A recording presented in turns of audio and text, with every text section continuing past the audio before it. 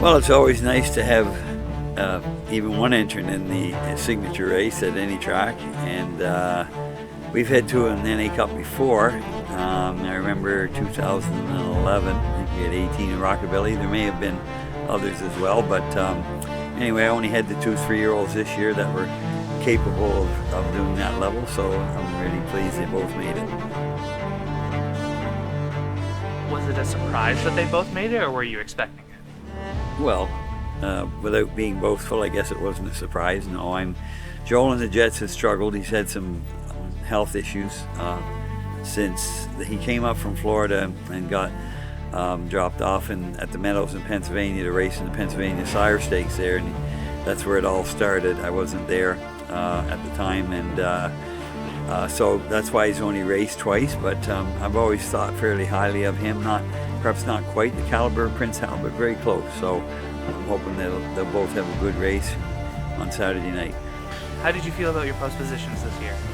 Well, Joel obviously really well. Joel and the Jets.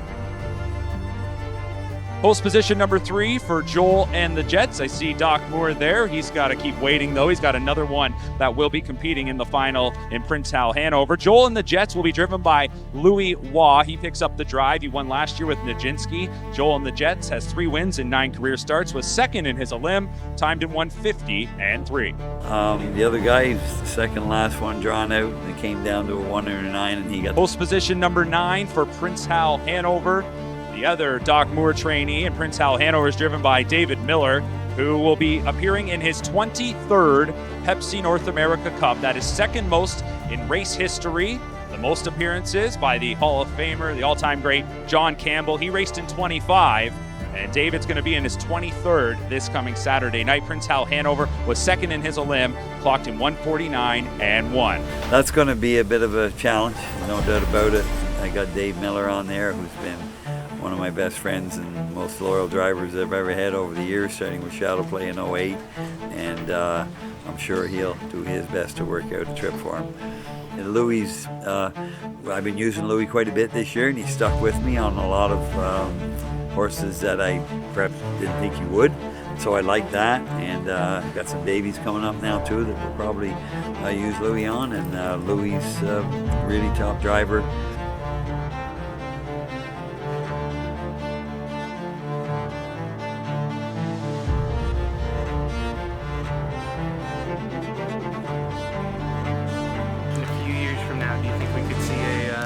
Father-son NA Cup winning duo?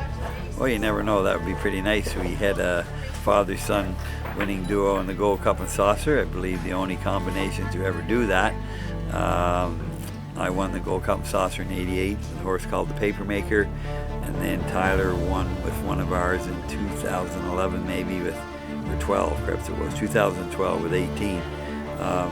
The horse that I had trained, so that was very nice.